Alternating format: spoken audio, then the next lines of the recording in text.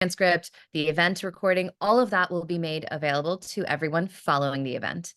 And finally, before we get started, we just want to offer a reminder to practice inclusive language, as that is part of our culture here. We want to make sure that everyone feels welcome. With that, I will turn it over to Cindy to ground us this space. Thank you. CO and hey, that is hello in the languages of my own Salagi and Lenape peoples. And you may know us by the colonizer names of Cherokee and Delaware. And I'm descended from both the colonizers and the people who have stewarded these lands since time immemorial. And I do urge you to become more familiar with the lands you live on, the earth, the water, the sky, and the fire of the people who are still here. We still suffer from systemic oppression with an epidemic of missing and murdered women and non-binary people, and an incarceration rate 4 times that of white people. And yet we are also still loving, laughing, and thriving. So go find some local events, some powwows, celebrations, art fairs, and get to know more about the indigenous people you live with, the indigenous ways of being and doing, and find out what you can do to support these communities without imposing your way of being on us. And this is also where Coralus comes in, because Coralus is about bringing us back into alignment with our communities, with putting people at the center of our who, what, why, and how. Coralus uplifts and celebrates those pushed to the edges and works to weave generosity, kindness, and connection into how we run our businesses. We call this Gadugi in Salagi or Cherokee, coming together as one, working together towards a common purpose. Go practice Gadugi in your own business and life. Wanishi and Wado. Thank you.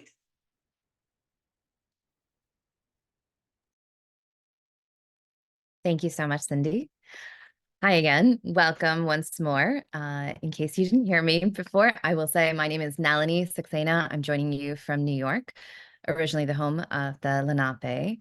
I am so delighted to be here with all of you. Coralus holds a very special place in my heart. I have been involved in Coralus as an activator from the time that we brought Coralus over to the US. And it's been really a delight and a joy to be here and connect with all of you. And I'm delighted to be here in celebration today. So here's what we're doing. Today, we will congratulate and announce new ventures. We will also hear from the new ventures. We will then hear venture retreat reflections from MJ. I know some of you are really looking forward to hearing from MJ as well, just as I am. And then finally, we will be moving on into venture deep dives in the breakout rooms. And if you'll stay with us, we have closeout and next steps for all of you. With that, we'll turn it over to Amy. Hello, everyone. My name is Amy Sheenan.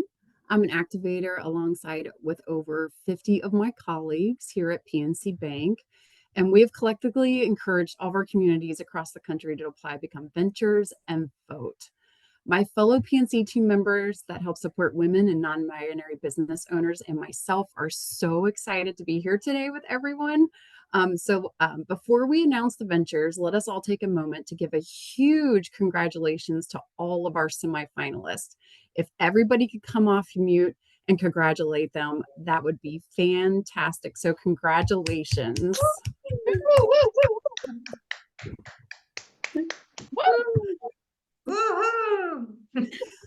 Love it. So in alphabetical order by venture, I'm going to share each of their names one by one. And at the very end, we are going to come off mute and cheer again for all of them. We do encourage you to celebrate in the chat while the names are being read. So without any more ado, I will say I have the honor to announce this year's 2024 Coralus Ventures, and they are Laura Daniels of Care Advocates, Sarah Ecalano of Copper River Fish Market, Kendra Bostic of Kikori, Hulea Kula Brown and Akale Brown of Lakota Body Care, Shelby Kretz of Little Justice Leaders, and Trish Miller of Swim Kids International. So let's all come off mute and celebrate for these amazing 6 ventures that you see here on the screen and that are with us today. Yeah. Yeah. Congratulations. Yay. Congratulations. Congratulations. Congratulations all. Congratulations. So with that, I'm now going to pass it back over to Nalini. Hi, everyone. Melanie here again, and I'm delighted to introduce our venture presentation. So this is where we get a chance to hear a little bit more about each of the ventures whom Amy has just introduced. They're going to share about themselves and their businesses, and we're going to start off with Laura Daniels of Care Advocates. Laura, over to you. Yes, hi, my name is Laura Daniels. I am from San Antonio, Texas. Excited to be here. My company is Care Advocate. Our venture is about we provide healthcare and senior living resources to our most fragile and population, our elderly and our disabled. We open doors, we access resources to improve the quality of their life at no cost to the families that we serve. I was inspired by someone very special to me, my neighbor Judith, who was quickly needing assistance. She was declining both physically and cognitively. She fell and broke her hip. And after that, I was assisting her with hospital, surgery, rehab after that, back into the hospital with an embolism, back to rehab, and finally into an assisted living community where she thrived and lived happily with joy. There's no better way to say that I understand the process than to have gone through it myself, assisting someone that I love so dearly. I'm inspired now by the families that we serve. We help elder adults find senior placement and care resources. We assist with everything from assisted living, memory care, personal care homes, care options, and Medicare covered resources. We guide our families with education, advocacy. Our support is for a lifetime. We are always here to serve them at no cost. The way that we make money is when we place somebody in a memory care or assisted living community or a personal care home, we are paid a referral fee, a flat rate from that placement that we secure. That ensures that our families are never, that nothing is ever out of their pocket. Our education, our lifetime support is for a lifetime. We are registered nurses, we are board certified dementia practitioners, patient advocates as well. Most of our referrals are from hospitals and from rehabilitation centers. When they call us with a family that is needing assistance with next steps, we meet them at bedside. We understand and learn about what the care needs are based on their care needs, budget, location. We're able to provide them with a few options on paper. We go with them to view these living options and we guide them and educate them every step of the way. Our vision is to continue to impact more families through education, guidance, advocacy to obtain the very best care to help them meet their care needs. We have served over 1,000 families, and now with your support, leadership, and guidance, we will be able to impact so many more. So thank you so much. I'm so thrilled and happy and blessed to be here with all of you. Thank you so much, Laura. You do wonderful work. I see some applause coming and jazz hands for you as well. Laura, many of us here are caregivers, and we understand and appreciate the tremendous cost of this. When you're not charging for the amazing work that you're doing, how is it that you run your business? So when we help families, if we're able to secure a placement, them in a memory care community, an assisted living, or a small residential care home, we get a referral fee from that owner, from that building. So that's how we our services are at no cost to all the families that we serve. If, for example, we work with a family whose husband had a stroke and now we have to find assisted living for them, we may be 4 hours, 15 hours with that family. If they decide to keep their loved one at home, then don't get paid anything. But it comes back to us because they'll either refer us to a neighbor or someone else who's needing assistance. So all of the education and advocacy that we provide is at no cost. So even though we may not make money with a family that we've been working with for 1 hour or 8 hours, we always get referrals back. They'll recommend us, so they'll remember the impact and the and advocacy that we provided. So that's how we get referrals from this as well. A beautiful service that you do. Thank you, Laura, and congratulations. Thank you. Thank you. Honored to be here. Thank you for allowing us to continue to do the work that we do and the work that we love. Thank you. You're getting some nice comments in the chat, so please take a look. Next up, we have... Yes, thank you.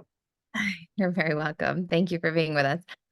Next up, we're going to hear from another venture, Sarah Calano, who will be presenting on Copper River Fish Market. Sarah, over to you. Hi, good morning. My name is Sarah, and I am a lifetime fisherman based out of remote Alaska. I've participated in small boat, environmentally considerate wild catch fisheries for decades. I'm also the solo founder of Copper River Fish Market, a mission-based online seafood boutique offering fresh, frozen, and smoked seafood that we select at sea directly from our catch. I'm an advocate for a healthy and naturally diverse ocean ecosystem and believe it's important to share the story of independent small boat seafood producers like myself and others and the role that we play in food security. Without the micro businesses of fishing families, the public would lose access to the only remaining open source food system that remains free from private ownership and corporate control. In recent years, mom and pop shops that buy fish have closed down and been replaced by global corporations that can single-handedly control the destiny of small coastal towns. Without a diverse channel for fishermen to sell their fish into, they're beholden to prices that are sometimes less than the cost of going out on a fishing trip. It's not all doom and gloom, though.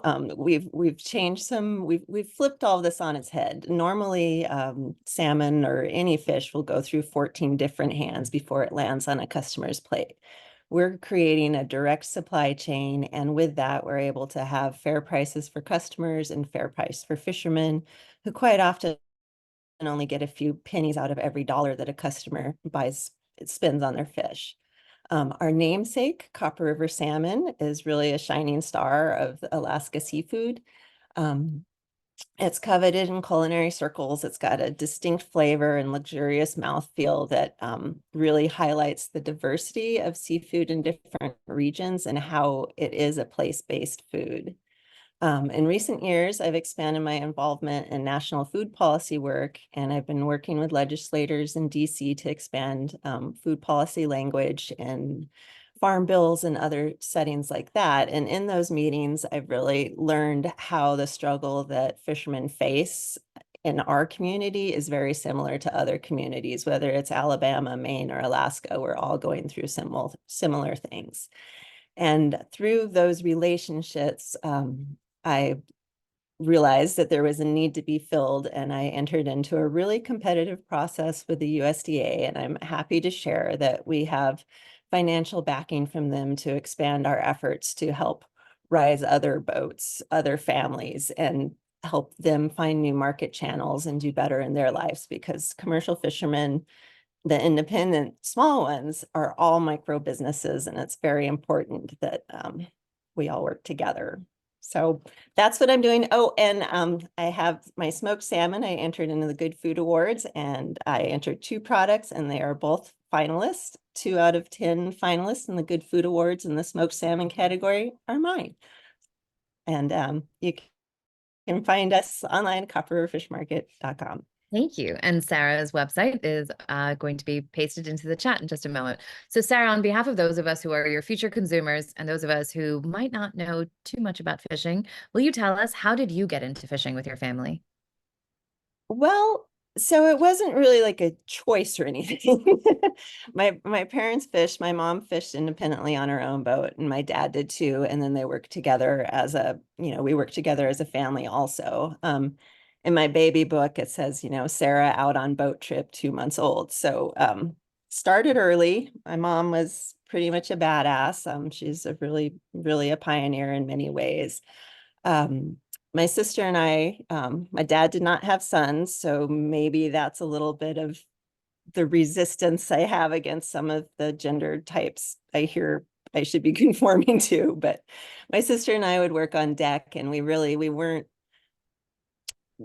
allowed our own bunks until we could be a single crew member. So we grew up, her and I, splitting work really when I was 12 and she was 15, where we were still in the same bunk together. So by 15 and a half, I was pulling my weight on deck, and I had graduated to my own bunk, and it was great. I even got a top bunk. My sister was smaller. She got a bottom bunk, but that's how, fishing just was there. But with the direct marketing and the sale of my catch, that came from us just getting offered a really low ball price on a catch that we'd worked really hard to get because of foul weather and just things not going well, breakdowns and things like that. And it was so little money that we just sort of gave them the finger and said, you know what, we'll keep our fish then. We'll figure something else out. And that was actually the launch of my first smoked salmon product years ago. And I'm so glad I did it. And with those direct to consumer sales, I really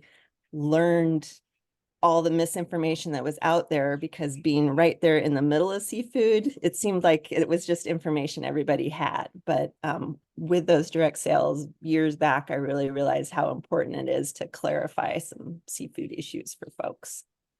Thank you for all that you're doing, Sarah. And for anyone who'd like to learn more or connect with you, your information is in the chat. So thank you so much. Thank you.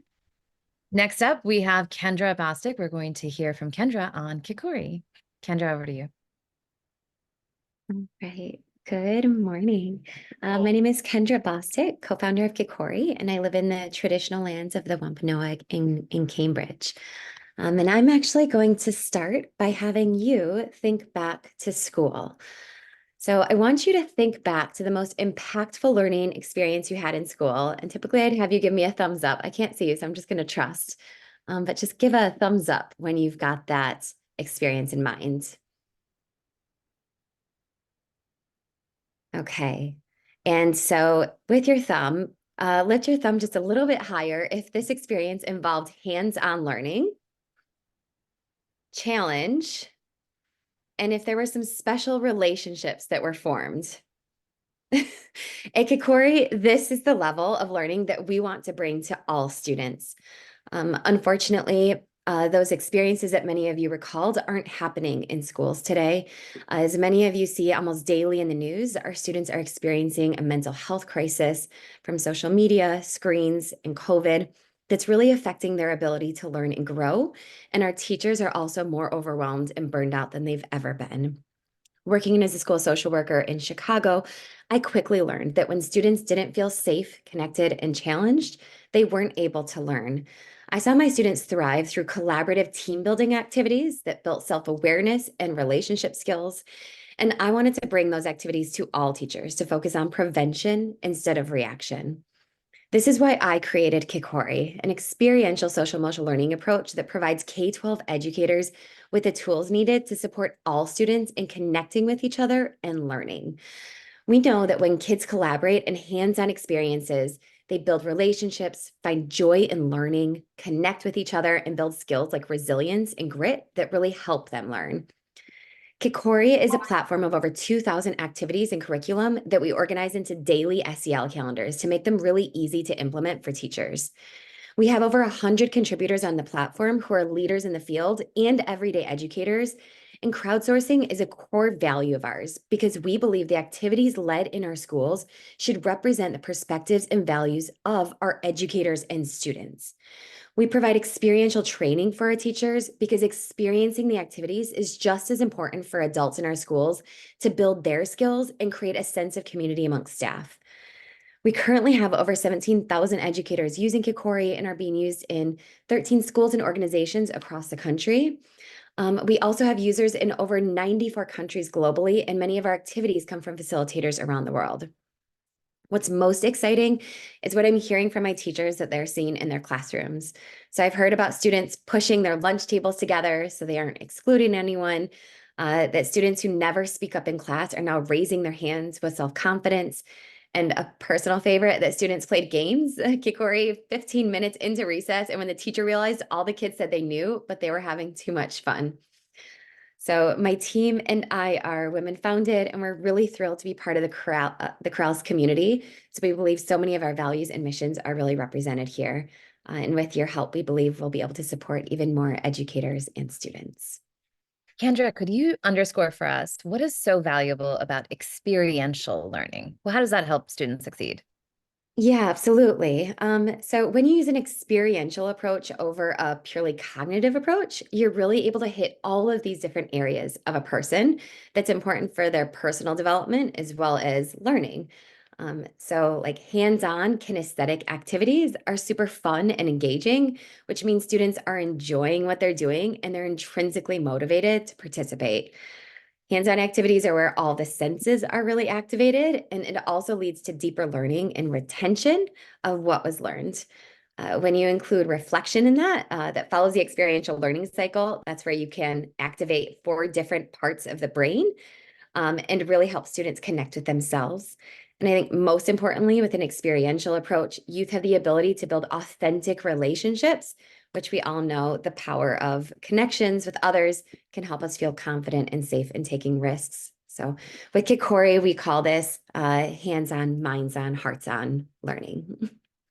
Thank you. Love that. Hands-on, minds-on, hearts-on. Appreciate that. And to connect with Kendra, her details are in the chat. Next up, we have Shelby Kretz, who will be presenting on Little Justice Leaders. Shelby, over to you. Hi, everyone. My name is Shelby Kretz, and I am the creator of Little Justice Leaders. I've been passionate about education since I was a little 7-year-old, forcing my sisters to sit down and play school with me. Nowadays, we know that kids have greater access to media and social media than they ever have before in history. And we also know that there are a lot of big, scary issues that we're all hearing about in the media, and that includes our youngest kids. So what does this mean? This means we have kindergartners asking their parents what the word genocide means. And we have 3rd graders coming into class and calling their classmates by racial slurs. So when kids are seeing these big issues in the media and they're hearing about them, if their trusted adults, parents and teachers aren't addressing the issues, it's likely to result in confusion, fear, misinformation, bias, and in the worst cases, developing hatred towards groups who are different than them. At Little Justice Leaders, we help parents and teachers make it super easy to raise socially conscious kids. Each month, a parent or educator will get a box on their doorstep that's going to cover a different topic of social justice in a way that's age appropriate and engaging for little kids to learn about. For example, one teacher we sent our pronouns box to, and she had a student who had a non-binary sibling and had never seen their sibling represented in any media that they'd seen in their schooling from kinder through 3rd grade. That student told the teacher how much it meant to her to know that her classmates now could understand about her sibling's experience as a non-binary person. And she had never seen that before in her entire years of schooling. This teacher let us know how impactful that was for that student to finally see their family represented in a meaningful way in the class and to have the language to talk about it with their friends. To date, we've sent over 17,000 of these learning kits to parents and teachers and impacted over 250,000 children. Within 5 years, our goal is to impact 1 million children to help create a generation of kids who are going to grow up and change the world. I hope that you will join us on this mission, and we are so grateful and excited to be part of this community to continue and further this work. Thank you. Shelby, thank you so much. How can parents get involved? How do we access your kits? And what kinds of social justice themes do you cover? Yes, absolutely. So parents, teachers can get involved by visiting our website, littlejusticeleaders.com, where you can sign up for a subscription. But we also give out tons of free content on our social media and our email list. So even if you're just kind of curious, you have kids in your life, or you just want to start learning about social justice yourself, because a lot of us are still starting from a beginning point on some issues, please check out our social media because we have tons of content there. We're at Little Justice Leaders on most sites. And in terms of what topics we cover anything you can think of related to social justice. So that's race, gender, ethnicity, religious diversity, LGBTQ plus identities, immigration, environmental sustainability, and so much more. So anything that has to do with justice, we're going to be covering it and making it kid friendly. So yes, please check out our social media because we kind of break down all these topics to help parents and teachers make these topics age appropriate and engaging for kids to learn about. Thank you so much for the work that you do, Shelby. It's fantastic. Thank you. Thank you. Next up, we are going to hear from the owner and founder of Lakota Body Care. So we have Haleakala and her mom. Mom is here too, yes. Akale, here you go. Well, hello everyone. My name is Haliakala Brown. I am 12 years old and I am in 6th grade. My tribes are Taos Pueblo, Native Native Koju Lakota, Mini Koju Lakota, and Native Hawaiian. We are Colorado's first and only Native American soap company. I started this business when I was 9 years old, and I just really wanted to join gymnastics, but my parents didn't really have the money to actually buy or, buy the classes. So I decided to help. I'd like to thank Coralus for giving me the chance to actually be here. Thank you so much. And then I'll just kind of expand on that. She's a little nervous, she doesn't, it's funny because when she pitches in person, she's a little bit more, not so nervous, but on Zoom, she's like, it's funny. But a little bit about us. Lakota Body Care is an all-organic Native American soap company committed to providing a pure and natural cleansing experience. Our mission is rooted in the belief that skincare should be a harmonious blend of nature's finest ingredients, free from harmful chemicals and synthetic additives. All of our soaps are made with traditional Native American herbs such as sweetgrass, sage, and Indian perfume. We carefully source the highest traditional organic ingredients handpicked from sustainable and eco-friendly farms. Our soaps are crafted with love and precision, ensuring that each bar is a testament to the purity of nature. We pride ourselves on using only certified organic oils, botanical extracts, and essential oils, promoting not just skin health, but also environmental well-being.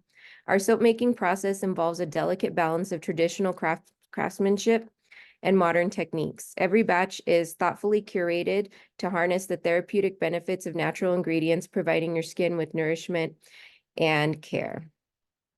When we started Lakota Body Care, soap was our only product. Today, we have over 25 products.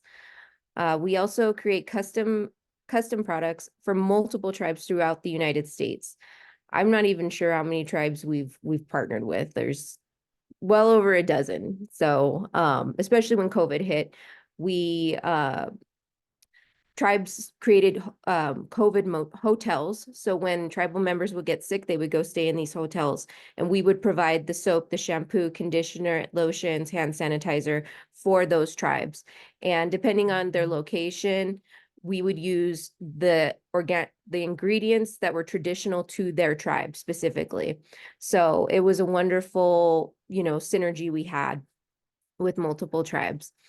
But we've shipped to all 50 states, all provinces in Canada, Germany, Mexico, France, Czech Republic, and New Zealand. Our goal is to build a national organic Native American body company that can be easily accessed by anyone. There are very few national Native American businesses, Native American owned businesses, and as Native women owners, we look forward to shaking up the business world. Thank you so much. Thank you to both of you. Let me say, Haleakala, we are all here for you, and you did a great job. So thank you. And Akali, a question for you. What's it like to be in business with your child who is the founder?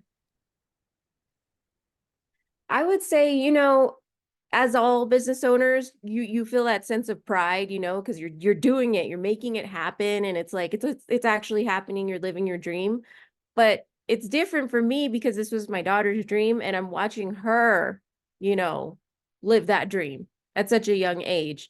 Because when I was this age, I wasn't even thinking how can I help my parents financially? I know they can't afford my gymnastics lessons. How can I, help?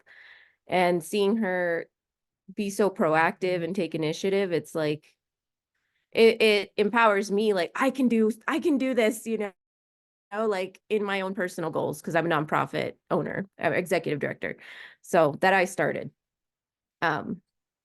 which is, yeah, I do that. That's my thing. But yeah, she empowers me. It's wonderful, and I can't, praise her enough.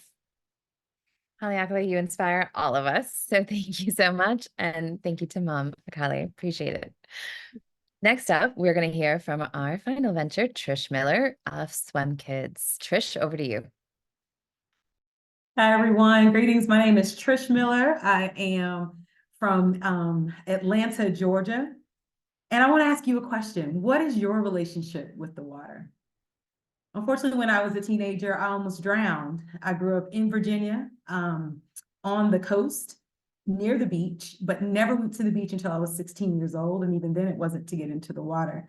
My parents grew up through Jim Crow era and really shaped how they viewed the water. And so we did not have a relationship. My career continued into public health, and I wanted to revisit my relationship and understand why myself, and then as I learned others that look like me, had that similar experience in the water.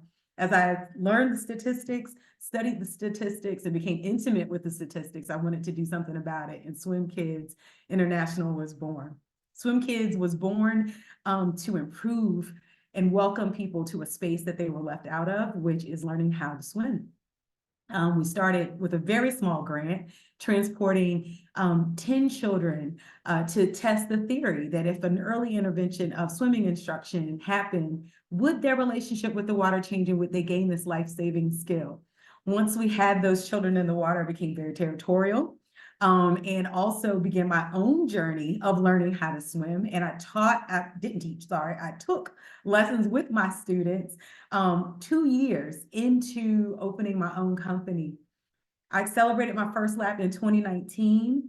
We then expanded into the swim school where we retained those students and kept them and others to a level of proficiency. We now are celebrating our 7th year in business, and we also celebrate over 1,000 students a week in our water. We've expanded our services to provide certifications in water safety instruction, in lifeguarding, first aid CPR, and all in an effort to diversify aquatic professionals. So to change what you see in the water and what you see around the water. This work is very special to me. Again, celebrating my own first lap, I was able to create something that my children, who are teenagers, were able to grow up in and around and also support. And we celebrate and we focus and target communities that have the highest rates of drownings. Unfortunately, those are brown and Black communities. And in Atlanta, we serve them in over 4 different locations, one being a rural location, because we also exist to address the 3 main areas as to why Black and brown families don't tend to have the skills needed to be safe in and around the water. And that's access to water, that is the cost of lessons, and hair maintenance, believe it or not. And I'd love to explore that a little bit more with you as we go on. So what makes us special? Why? Number one, I learned how to swim as an adult, so I understand the trauma that some may feel and experience around the water. So our culturally relevant curriculum definitely addresses that and provides a safe space. We're special because we hire from the communities that we serve, and we're very intentional on doing that because representation in the water and the space is extremely important. And we also address the hair maintenance issue with a product that we have hopefully coming out soon on the market. So we are tackling all of those facets and barriers that keep people from enjoying this space. I'll leave with what we need. We are scaling very quickly, and we aim to scale outside of Georgia, and we need water in order to do so. We don't currently own, we lease and rent, but we have a few strategies that we want to explore with this community. Very excited. I believe we're probably the first swim school venture, and just to go on this ride with y'all is a blessing, and I'm excited to be here. Trish Miller, founder of Swim School. Thank you, Trish. You touched a number of things. One thing in particular that I want to ask you to elaborate on, what is it that you have on the horizon that is coming out for hair care? So, labor of love. I don't know if people have created their own, some of you have created your own product from start to finish. We are tackling we are creating the very first fully waterproof swim cap. Swim caps were never designed to keep your hair dry, nor to protect your hair from chemicals in the water. And that is the main barrier for those with ethnic hair. So we've partnered with some of the larger players in this space to create that product and get it to market. We're going through our patenting process right now. Fantastic. Thank you so much. For anyone who wants to connect with Trish, her details are in the chat, and as they are for Swim Kids as well. Thank you. And I believe now we go over to MJ. So happy to be here with all of you and hearing you getting to hear about these amazing ventures that we already met. But now I bet you want to know more about them. You want to know more, right, Brenda? I see your head nodding. So we're going to go straight into deep dives. Here's how it's going to work, because we want to make sure that people have opportunities you're going to have opportunities to meet with 2 ventures. You're not going to get to meet with them all. Sorry, we just don't have the time for that. If there's someone that you can't get to that you want to, there's all the information is in the chat. You can reach out directly. I'm sure they would love to hear from you. So the first go around, you have a choice of going to 1 Copper River, 2 Little Justice, or 3 Swim Kids. What you do is you will see on your Zoom menu bar, click breakout rooms, and you choose group 1, 2, or 3. And then you join. Okay? That's how you do it. So, and if you're stuck, we'll still be in the main room and we'll help you get there. So 1 Copper River, 2 Little Justice, 3 Swim Kids, go pick your room and go. You'll have 10 minutes and then we'll bring you back, and then you'll have to be able to go to one of the second group. So please stick around to see this, all of the both sets, and we'll see you back in 10.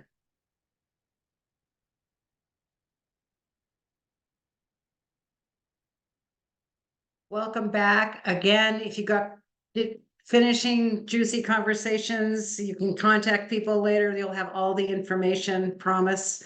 I would just want to, Steph, if you could put, oh, here's how you connect to them. Steph put it in the chat. Can you also put the feedback form, please? And over to Bree to close us out for the last upcoming things.